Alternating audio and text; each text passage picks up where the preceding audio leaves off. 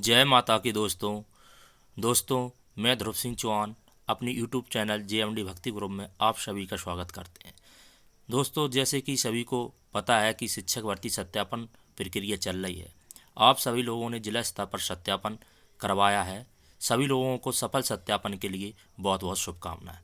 अब आपके मन में विचार उठ रहा है कि जो सत्यापन हमने जिला स्तर पर करवाया है, इसके बाद और क्या संभाग स्तर पर सत्यापन होता है और क्रॉस वेरिफिकेशन क्या होता है। दोस्तों, हमने पूरी जानकारी जुटाई है, आपको पूरा विश्लेषण आपको पूरा समझाएंगे। इस वीडियो को देखने के बाद आपको कोई और वीडियो देखने की ज़रूरत नहीं पड़ेगी। मैं यहाँ आपको बिल्कुल सटीक और 100% सत्य जानकारी दे रहा हूँ, इसमें आप कोई विचलित ना हो। तो सबसे पहले हम बात करते हैं कि संभाग स्तर पर जो सत्यापन होता है। सबसे पहले जिला स्तर पर जो आपने सत्यापन करवाया है, उसमें आपने 3 प्रति फाइल बनाई गई हैं। 3 प्रति फाइल क्यों बनवाई जाती हैं, तो आप ध्यान से सुनिए। सबसे एक पहली फाइल जिला स्तर पर रह जाती है आपकी। दूसरी फाइल जो कि डेट भी निश्चित है कि आपकी 21 या 22 तारीख को संभाग स्तर पर जो आपका संभाग रखता है वहाँ तक पहुँचना है दूसरी फाइल को। और संभाग स्तर पर 2 फाइलें जाएंगी, वहाँ से 29 जनवरी के बाद DPI में 1 फाइल जाएगी। तो इस प्रकार तीनों फाइलें हो गई, एक जिला स्तर पर, एक संभाग स्तर पर, एक DPI स्तर पर। जिला स्तर का जो वेरिफिकेशन होता है उसमें मुख्य यह बिंदु होता है कि आपने जो डॉक्यूमेंट अपलोड किए हैं, सभी जिला शिक्षा सत्यापन अधिकारी आपसे ओरिजिनल डॉक्यूमेंट मांगते हैं। उन सभी डॉक्यूमेंटों का मिलान करते हैं कि ये डॉक्यूमेंट सही हैं कि नहीं। यह जिला सत्यापन होता है। और इसके बाद होता है संभाग स्तर पर क्रॉस वेरिफिकेशन। यह बहुत अहम पड़ाव होता है क्रॉस वेरिफिकेशन। दोस्तों, लेकिन घबराने की कोई आवश्यकता नहीं है, ना कोई डरने की आवश्यकता है। किसी भी व्यक्ति को छोटी कमी के कारण बिल्कुल नहीं निकाला जाता है। जिला स्तर में और संभाग स्तर में सिर्फ इतना अंतर होता है कि जिला स्तर पर आपके जो डॉक्यूमेंट थे, ओरिजिनल डॉक्यूमेंट का अपलोड किए डॉक्यूमेंट से मिलान किया गया और यह प्रमाणित किया गया कि आपने जो डॉक्यूमेंट अपलोड किए हैं वो अब ओरिजिनल डॉक्यूमेंट हैं। अब संभाग स्तर वाले अपलोड किए हुए डॉक्यूमेंट को ओरिजिनल डॉक्यूमेंट मानेंगे।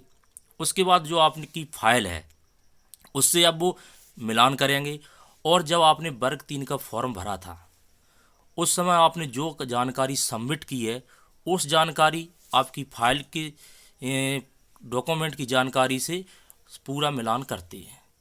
और वहाँ पर मुख्य बिंदु रहते हैं क्रॉस वेरिफिकेशन में कि आपने जो डिग्री हासिल की है वो किस यूनिवर्सिटी से की है, क्या वो यूनिवर्सिटी वैलिड है। अगर उन्हें कोई संदिग्ध लगता है तो उस यूनिवर्सिटी को वह अंक सूची वो भेजते हैं। 7 दिवस का समय होता है उस यूनिवर्सिटी को सत्यापित करने के लिए। ये बहुत अहम बात है, आपको कहीं नहीं मिलेगी। दूसरे नंबर पर क्रॉस वेरिफिकेशन में आपने अगर आपकी शादी हो गई है और अगर आपने फॉर्म भरते समय आपकी उम्र 21 साल से कम है, ये संभाग स्तर पर क्रॉस वेरिफिकेशन में देखा जाता है, तो आपको बिल्कुल दोस्तों परेशानी हो सकती है। इसलिए हमेशा फॉर्म भरते समय सावधानी बरतें।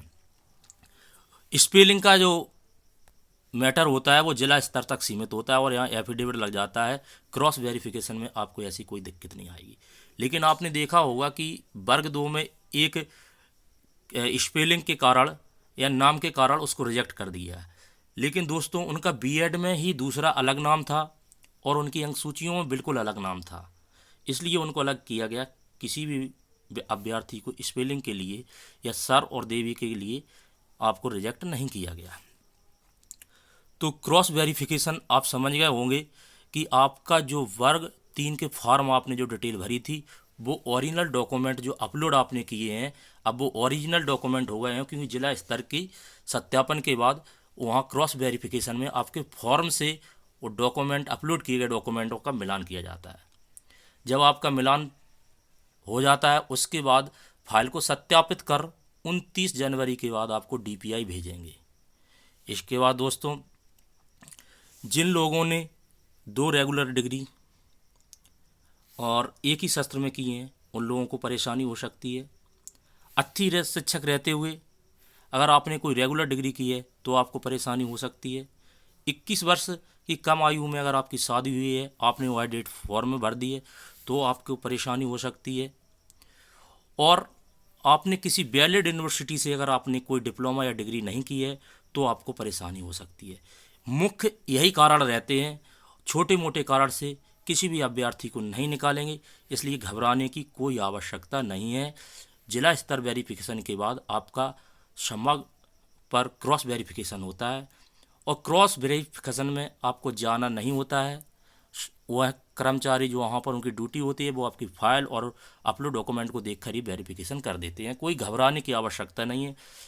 और डीपीआई में क्या होता है, उसके बाद जब आप तीसरी फाइल जाती है, तो जिन अभ्यर्थियों को संभाग स्तर पर क्रॉस वेरिफिकेशन में रिजेक्ट किया जाता है, डीपीआई उन पर पुनः विचार करती है। और उसके बाद डीपीआई को भी 7 से 15 दिन का समय होता है। उसके बाद आपको लगभग, या आप ये समझ लो कि 15 फरवरी तक आपको चॉइस फिलिंग का ऑप्शन आ जाएगा। और मार्च के फर्स्ट सप्ताह या सेकंड सप्ताह में आपकी ज्वाइनिंग होना चाहिए। दोस्तों, यह जानकारी आपको कैसी लगी?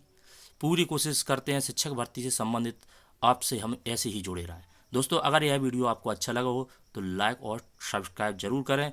बहुत मेहनत से आपके लिए यह जानकारी हमने जुटाई। जय माता की, जय हिंद दोस्तों।